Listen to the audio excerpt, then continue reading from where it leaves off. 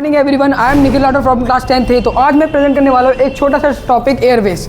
तो चलिए बिना किसी तरीके के साथ इसे स्टार्ट करते हैं। सबसे पहले एयरवेज क्या है? एयरवेज सबसे फास्टेस्ट वे टू ट्रैवल है अब तक इस दुनिया के अंदर, और सबसे कंफर्टेबल भी है। क्या आपको पता है एयरवेज को कंफर्टेबल क्यों बताया गया? चलिए तो एक एग्जाम्पल से स्टार्ट करते हैं। मान लीजिए आप रोडवेज के थ्रू अपनी फैमिली के साथ कहीं पे ट्रैवल कर रहे हैं, ठीक है, और मान लीजिए आपके सामने कोई इंट्रूडर वगैरह आ जाता है, तो वहाँ पे सारी जिम्मेदारी आपके ऊपर रहेगी कि आपको क्या करना है क्या नहीं करना है। वही आप एयरवेज के थ्रू ट्रैवल करेंगे तो आपको एक एयरपोर्ट से दूसरे एयरपोर्ट पे आराम से पहुँचा दिया जाएगा बिना किसी इंटरप्शन के।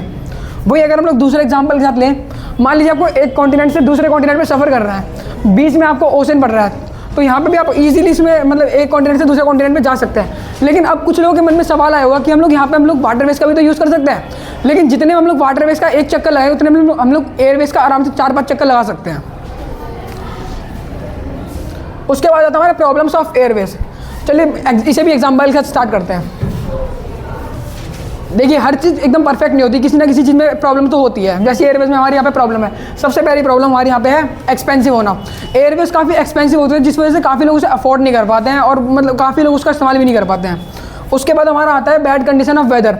एयरवेज के लिए हमें हमेशा गुड वेदर चाहिए, बैड वेदर में वो क्रैश भी हो सकता है, जो सबसे बड़ी प्रॉब्लम जो एयरवेज में है। उसके बाद हमारा आता है एयरवेज जो है वो रूरल एरिया में अवेलेबल नहीं रहता है, वो ज़्यादातर सिटीज़ वगैरह बड़े बड़े शहरों में रहता है।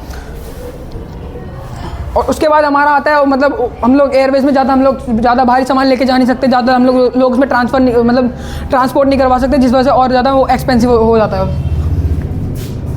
एंड देन फिर हम आती है उसकी हमारी मेंटेनेंस की। जो एयरवेज है वो काफ़ी ज़्यादा उसके लिए हमें काफ़ी ज़्यादा मेंटेनेंस चाहिए होती है, वरना वो अच्छे से काम नहीं कर पाता है।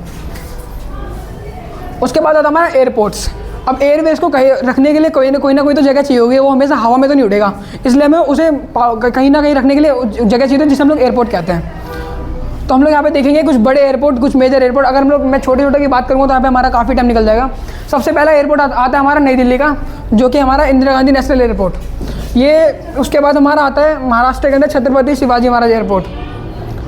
एंड देन उसके बाद हमारा आता है साउथ में हमारा कोम्पेगौड़ा, जो कि हमारा यहाँ पे वो केरला साइड में मतलब हैगा।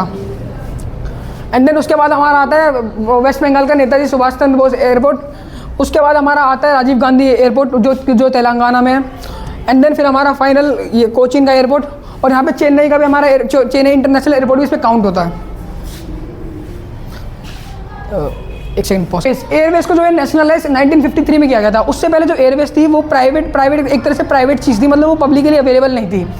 ये इंडिया के पास दोनों टाइप की एयरवेज है, इंटरनेशनल एयर सर्विस और domestic air service. International air service होती है जिससे हम लोग एक कंट्री से दूसरे कंट्री में ट्रैवल कर रहे हैं, डोमेस्टिक हमारे कंट्री के अंदर ही होता है। उसके बाद आता है हमारी इंडियन एयरलाइन है, वो हमें लगभग सारे कॉन्टिनेंट से कनेक्ट करती है। उसके बाद आता है हमारा Pawan Hans helicopter limited provided service. एक सेकेंड, हाँ, क्या कहते हैं हेलीकॉप्टर की सर्विसेज जो ज़्यादातर मतलब रूरल एरियाज़ में जो ज़्यादा सर्विसेज थी, जैसे नॉर्थ ईस्ट वगैरह साइड में इनकी थी, ठीक है। कंक्लूजन में बस मैं यही कहना चाहूँगा, एयरवेज हमारा फास्टेस्ट वे टू ट्रैवल और अब तक का सबसे बेस्ट वे टू ट्रैवल है।